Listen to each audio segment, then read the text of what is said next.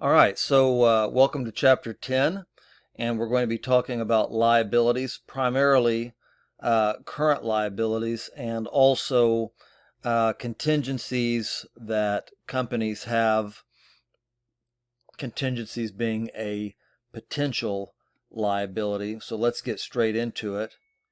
When we look at the learning objectives here, we see that when we talk about current liabilities, we're talking about things like accounts payable.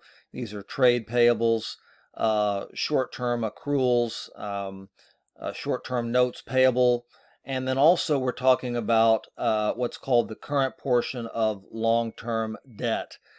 That's all going to be covered under Objective 1. We also have payroll liabilities. People definitely want to get paid,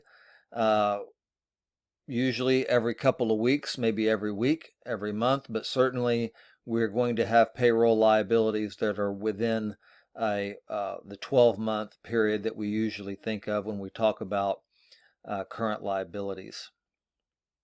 We'll spend a little bit of time on fringe benefits, but we also need to recognize things like vacation pay and pensions, which have a current liability component to them. We're going to talk about some installment notes in a couple of places.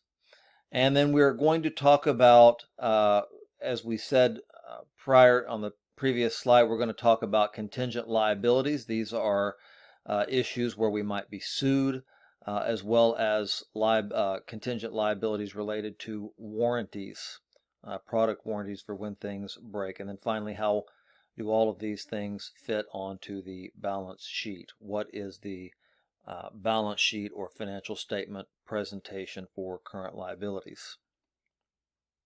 So, as I alluded to in the previous slide, and quite honestly, you should already know this, current liabilities are debts that will be paid out of current assets and are usually due within 1 year. Now, the reason it says usually due within 1 year right here is because remember that when we talk about a current asset or current liability, either one, we say, and let's just talk about current liabilities, we say that current liabilities are going to be satisfied, the obligation is going to be satisfied within 1 year or the operating cycle, whichever is longer. Some businesses have an operating cycle that lasts longer than 1 year. So, but that's somewhat rare. So we're going to go ahead and say the current liabilities are usually due within 1 year. Okay. So a little bit of definition here. Accounts payable, we know what that is, hopefully, but this is money owed to suppliers. Sometimes accounts payable will be referred to as trade payables. Accrued expenses, it says these are monies due to a third party but not yet payable. Wages are an example of accrued expenses. Utility bills, another example. We know that we're going to have utility bills in the ordinary and necessary course of business, but these are different from trade payables because, regardless of what kind of business we have, we're probably going to have some type of utility bill, and most likely we're going to have wages, whether we're a merchandiser, manufacturer, service-related business, whatever the case may be. Current maturities of long-term debt, we will discuss that. That is the portion of a long-term debt that is going to be due within the next 12 months. Customer deposits, we will sometimes have, and the portion of that which is our obligation on those that's going to be coming due within 1 year is certainly a current liability. Unearned revenue, and unearned revenue is a type of deposit, really. We've talked about unearned revenue a little bit because when we were getting through our accounting cycle, unearned revenue is exactly what it sounds like. It's revenue that has not yet been earned, right? So if it hasn't been earned, that means we've received the money, but we haven't provided services, hence we have a liability. Rental payments, short-term loans, and taxes payable, whether it's sales taxes that we've collected, whether they're payroll taxes or income taxes that we're going to pay on earnings. These things are due within a 1 year period of time. Usually they're due within about 3 months. Okay, so sales tax, we're going to pay that every month, therefore it is a current liability. Payroll taxes, we're going to pay those to government entities, and then income tax on our earnings, we're also going to pay. All right, so we've got here an example of short-term notes payable. It says we're going to illustrate that and assume that this company, Nature Sunshine, issued a 90-day note, very short-term in nature, definitely less than 1 year, a 90-day 12% note for $1,000. And they did this on August the 1st. All right. To Murray Company for a $1,000 overdue account. We kind of talked about this type of thing back in our chapter, I believe it was chapter 8 in my course, about receivables, and we said sometimes if a customer doesn't pay their account receivable, we will convert that into a note payable so that we have a stronger claim on them. So they didn't pay. So now we're going to wipe out their accounts payable, and we're going to set up a note payable to take its place. So then we have an example of the entry. We said that this takes place on August 1st, so that's going to be our date. Remember, when we originally set this, this is from the perspective of Nature Sunshine, when they originally set this up, accounts payable, that is a liability, so we would have set that up with a credit. So now we're going to debit that for the full amount of $1,000 to get rid of it. That accounts payable is now gone.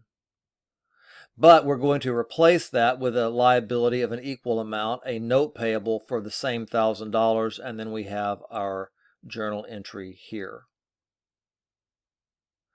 It says when the note matures, the entry to record the payment of the $1,000 plus the $30 interest, and they show you how they got that $30 interest. We took the $1,000 face amount, we multiplied that by 12%. Now that would be $120, but remember, we only borrowed for 90 days, and for purposes of simplicity, we're assuming a 360-day year, so 90 over 360 simplified would be 1/4. 1/4 of 120 is in fact $30. Okay, so October the 30th, this is after 90 days has passed. We're going to pay this, and so that note payable that we set up on the previous slide for $1,000 over here as a liability has now been satisfied.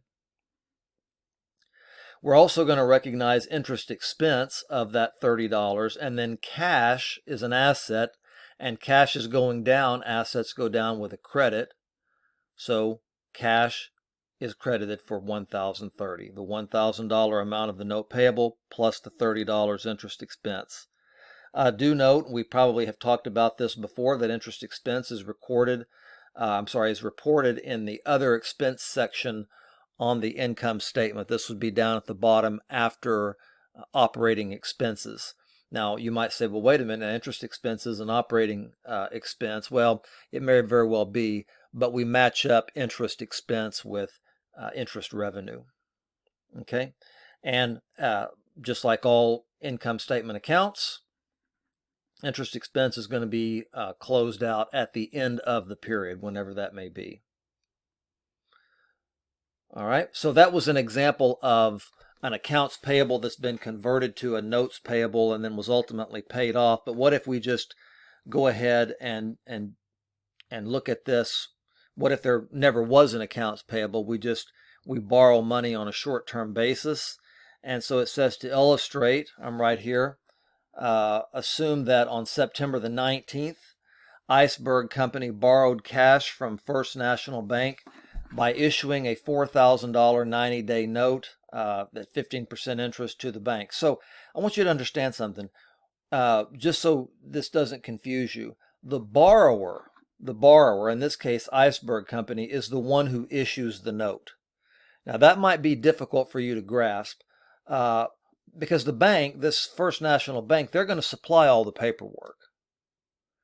But it is technically going to be the borrower who issues the note, even though the bank provides all of our paperwork. Okay, so here we have an entry. Again, this takes place on September the 19th, so we have cash received of $4,000. That's where we're going to debit cash, and we're going to immediately recognize a liability, a note payable for $4,000. This is a current liability because it's only for 90 days. So fast forward 90 days into the future from September the 19th to December the 18th, and they're going to pay this off. They're going to pay First National Bank the $4,000 plus $150. You've got a calculation here as to how they came up with the $150.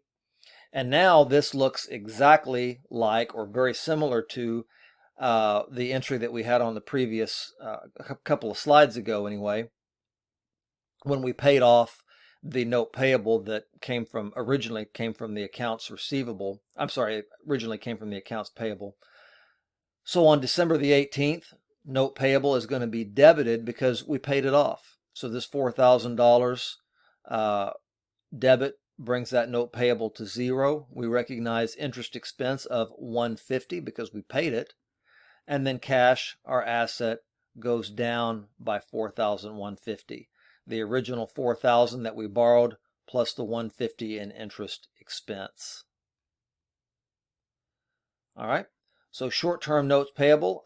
It says that here, in some cases, a discounted note may be issued rather than an interest-bearing note. So in the previous examples, we were talking about interest-bearing notes, but it doesn't always work that way. Sometimes we issue what's called a discounted note.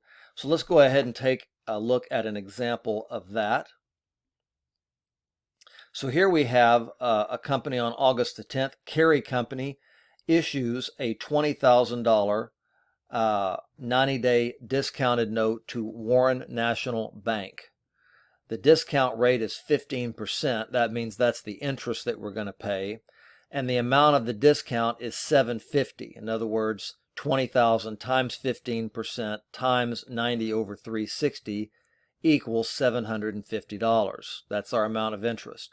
So we have to do this entry a little bit differently. Okay. We are only going to receive cash in the amount of $19,250. We didn't get the $20,000. We're getting $19,250. So we're still going to pay this back ultimately at the end of 90 days. We're going to pay this back to the tune of $20,000. So it makes sense that our note payable is $20,000 with a credit here. We only got $19,250, so that's what we're going to debit cash for. In this case, with a discounted note, we recognize our interest expense up front. If we didn't, we wouldn't be able to balance. So that's why we do it that way. Notice that whenever we go ahead and pay this short-term note payable off, the note payable is credited for the full amount, $20,000. The cash is then credited for $20,000. We received $19,250, but we're going to pay them back $20,000. Now we have the bank makes their $750. They gave us $19,250.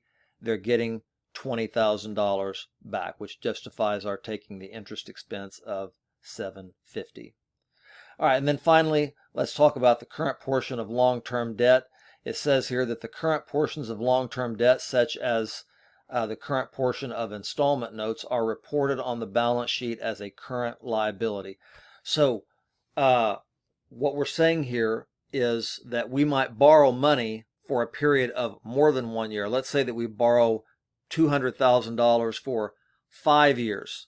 Okay, well, 5 years is certainly longer than a year, so that sounds like a long-term liability, and it's true that it is, but there's a portion of that principal, which is due within the next year. Okay, the portion that's going to be due within the next year is going to depend on the interest rate that we get, right?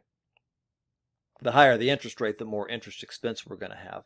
But the portion that is due within the next 12 months, for example, is going to be considered a current liability. So when we have a 5-year note like that, we're going to actually be splitting that up. Now, in the final year of that 5-year note, all of it's going to be a current liability.